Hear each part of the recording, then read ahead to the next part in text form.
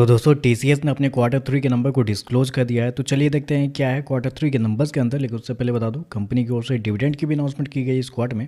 एक बड़ा डिविडेंड आप कह सकते हैं कंपनी की ओर से किया गया है, क्योंकि 11 रुपये का नॉर्मल डिविडेंड है और साथ में कंपनी की ओर से 46 रुपये का स्पेशल डिविडेंड आपको दिया जा रहा है।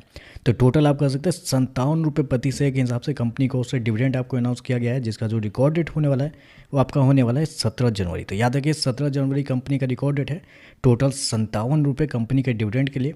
चलिए नंबर देख लेते हैं डाटाबेस के लिए यहाँ पे क्रॉस में। तो देखिए पिछले क्वार्टर में कंपनी 65,799 करोड़ खर्च की थी रिवेन्यू के थ्रू, मतलब रिवेन्यू के थ्रू जनरेट की थी। पिछले साल देखते हैं तो 63,973 करोड़ के आसपास, जबकि अभी देखें तो बढ़ के 67,087 करोड़ आपको जाता हुआ देखने को मिल रहा है। तो साल दर साल जाते हैं तो साल दर साल कंपनी के रेवेन्यू के अंदर लगभग 5% के आसपास की तेजी आपको देखने को मिले। जबकि क्वार्टरली बेस पे जाते हैं तो क्वार्टरली बेस पे भी कंपनी के रेवेन्यू के अंदर एक हल्की सी तेजी आपको देखने को लगभग 2% के आसपास का जंप आपको देखने को मिल रहा है।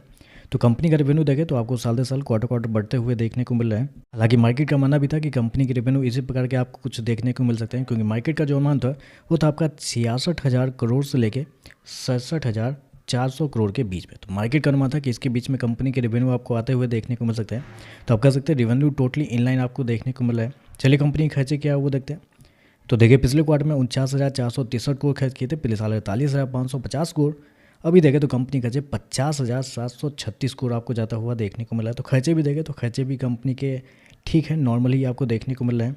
चलिए कंपनी का प्रॉफिट क्या निकलता है वो देखते हैं। तो देखिए पिछले क्वार्टर की बात करते हैं तो पिछले क्वार्टर में 12,131 करोड़ का प्रॉफिट था, जबकि पिछले साल की बात करते हैं 12,444 करोड़। जबकि अभी देखें तो गिर के 10,720 करोड़ आपको जाता हुआ देखने को मिला। तो यहाँ पे देखें तो कंपनी के प्रॉफिट के अंदर साल दर साल क्वार्टर क्वार्टर गिरावट आपको देखने को मिली। साल दर साल लगभग 13 से 14% के आसपास की गिरावट आपको देखने को मिली है। क्वार्टरली बेस पे जाते हैं तो यहाँ पे भी गिरावट आपको देखने को मिली। तो आप कहेंगे ऐसे कैसे, रेवेन्यू बढ़ रहा है, खर्चे भी कंट्रोल में है, तो प्रॉफिट कैसे गिरा है। तो प्रॉफिट गिरा है उसके पीछे का रीज़न आपको भी पता होगा कि पिछले कुछ समय में कंपनी ने कुछ अपने कर्मचारी को निकाला था, उसकी वजह से कंपनी के ऊपर बहुत सारे एक्शन उक्शन भी दिए गए थे। तो वही चीज़ यहाँ पे आपको देखने को मिल रहा है। न्यू लेबर कोड में यहाँ पे कंपनी को 2,000 करोड़ के आसपास खर्च किया है। प्रोविजन में कंपनी ने 1,000 खर्च किया, रीस्ट्रक्चरिंग के नाम पे 250 करोड़ वहाँ पे खर्च किए। तो यहाँ पे कुछ एक्स्ट्रा जो खर्चे हैं वो इस क्वार्टर में आपको आते हुए देखने को मिल रहे हैं, जिसकी वजह से कंपनी के जो प्रॉफिट है उसके ऊपर दबाव आपको पड़ता हुआ देखने को मिला है। कंपनी इसको कितना किया, 10,720 करोड़ के आसपास का प्रॉफिट इस क्वार्टर में, जबकि मार्केट का अनुमान था लगभग 13,000 करोड़ से लेके 13,200 करोड़ के बीच में। मार्केट का अनुमान था कि इसके बीच में कंपनी का प्रॉफिट आएगा, लेकिन यहाँ पे देखें तो प्रॉफिट कमजोर देखने को मिला इन सारी चीज़ों की वजह से।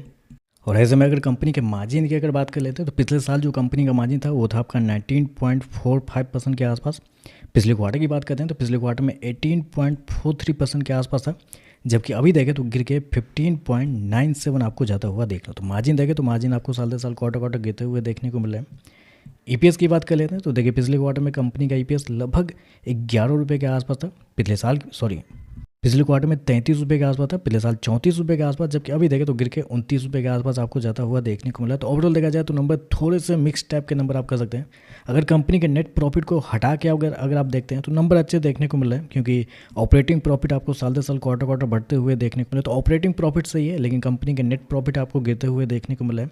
कुछ एक्स्ट्रा इस क्वार्टर में खर्च किए हैं जिसकी वजह से, लेकिन डिविडेंड भी कंपनी को से एक अच्छा खासा दिया गया है।